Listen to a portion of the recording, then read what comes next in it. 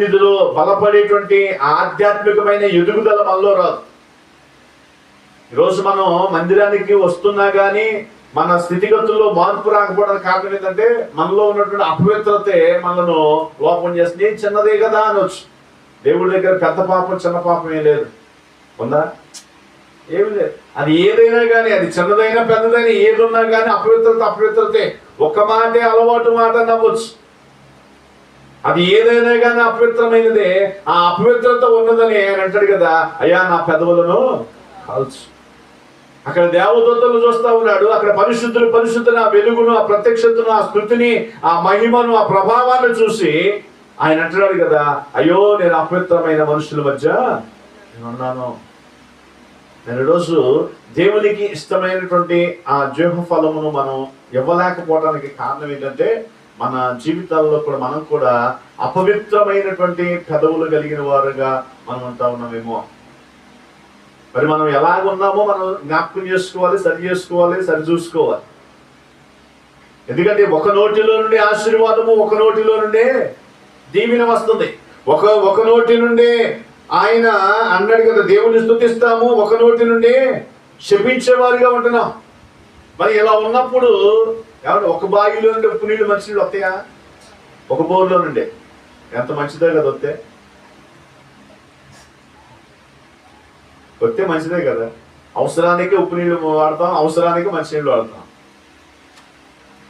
అలా రావు కదా. మరి మనకి ఎందుకని అలా వస్తుంది? ఇలా రావడానికి కారణం ఏంటంటే దేవుడు అంటే భయం లేదు. ముందు దేవుడు అంటేనే భయం లేదు. దేవుడు అంటే భయం ఉంటే బయటికి వెళ్ళినా కూడా భయం ఉంటుంది. దేవుడు ఉన్నాడు, దేవుడు నన్ను చూస్తున్నాడు, దేవుడు నాతో ఉన్నాడు, నా పక్కనే ఉన్నాడు అనేటువంటి భయం ఉంటుంది. కాబట్టి ఇప్పుడు దేవుడు అంటే భయం లేదు కాబట్టి నువ్వు బయటికి వెళ్ళినా కానీ మన ఇష్టం వచ్చినట్టు మాట్లాడుతున్నాం, ఇష్టం వచ్చినట్టు ఆలోచన చేస్తున్నాం.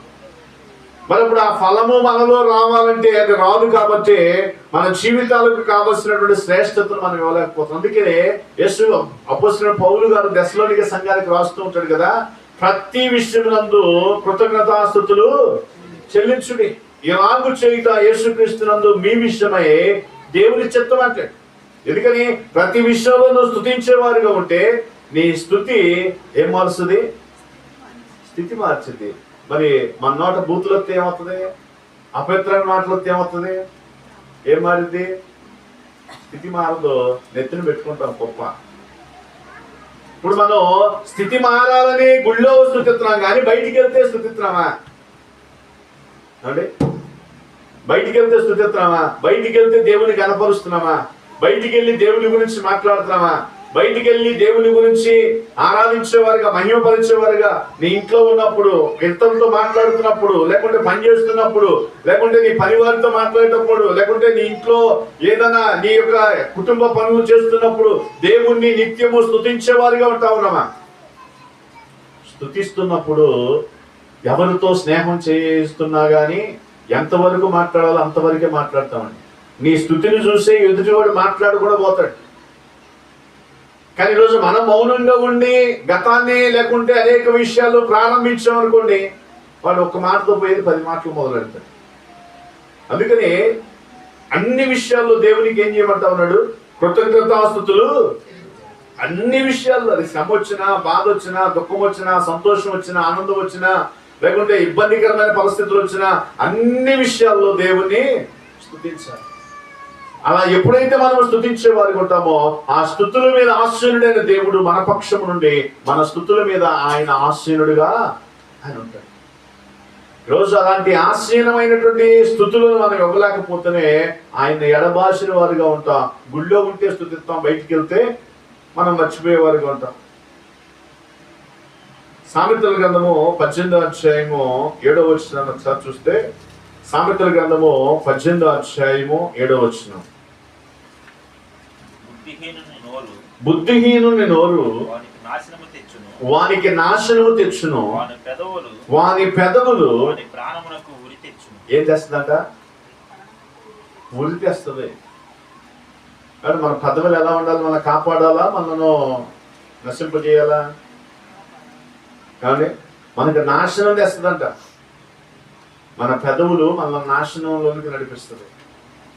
కాబట్టి మంచి మాట్లాడితే గౌరవం వస్తుంది, మంచి మాట్లాడకపోతే ఏమవుతుంది? తగాదే వస్తుంది, అవమానమే వస్తుంది, నిందే వస్తుంది. మరి అది నాశనమేగా. ఒక్క మాటే మనం ఎక్కడ మంచిగా ఉండాలన్నా, నలుగురిలో కలిసి ఉండాలన్నా, నలుగురు ఎగిపోవాలన్నా కానీ ఒక మాటే. అందుకని అక్కడ అంటాడు కదా, బుద్ధిహీనుని నోరు నాశనమునకు నడిపించండి. ఇప్పుడు మన నోరు, మన నాలుక ఎలా ఉన్నాయి? మన నాలుక దేవుణ్ణి స్తుతించేది గాను, మన పెదవులు దేవుణ్ణి గణపరిచేవి గాను ఉంటా ఉన్నాయా? అలాంటి స్థితిలో మనం ఎప్పుడైతే ఉంటామో మన జీవితాలలో, ఆయన అంటాడు కదా 21వ వచనంలో 18వ అధ్యాయంలోని సామెతల గ్రంథంలో, జీవదారులు జీవ మరణములు ఏ వశంలోనేట? నాలుక వశంలోనే. మనం బాగుపడాలన్నా, లేకుంటే మనం బ్రతకాలన్నా, మరణించాలన్నా కానీ నాలుక వశంలో ఉన్నాయి. ఆ నాలుకే సరిలేదనుకోండి, పెట్టే ముద్ద కూడా పోతాయి. నువ్వు ఎంత పని పెట్టుకున్నా సరే మాట్లాడే విధానంలో వాళ్ళే పనిచేసేటువంటి స్థితి ఉంటుంది. కానీ మన మాట ఎలా ఉంటుందంటే రెండు పక్కల కోసినట్టు ఉంటుంది, ఉంటుందా? కత్తులు అవసరంలా, మాటలతోనే చంపేస్తాం అంతే. ఆయుధాలు అవసరంలా. మనకి ఇంట్లో కత్తి ఉంది కానీ, ఇంటి పేరులో కత్తి ఉంది కానీ ఇంటి పేరుతో కత్తులు అవసరంలా. మాటలే కత్తులు. దేవునికి స్తోత్రం. మనం ఇంటి పేరు కత్తి పెట్టుకుని అందరం భయపెడుతున్నాం కానీ అసలు ఆ కత్తితో పని లేదు. ఆ కత్తి మూలన పడేయచ్చు. మాటలే తోటాలు, మాటలే కత్తులు. వాక్యంలో 2 అంచులు కలిగిన ఖడ్గం ఉంది కానీ ఆ ఖడ్గం కన్నా పొదునైన కత్తులయ్యి. అదేమో మోడు బారిన వాళ్ళని, బండరాతి వాళ్ళని, లేకుంటే అలాంటి వాళ్ళని మారిస్తే, ఇదేమో మంచి వాళ్ళని, చెడ్డ వాళ్ళని అందరిని కోసుకుంటూ వెళ్ళిపోతుంది.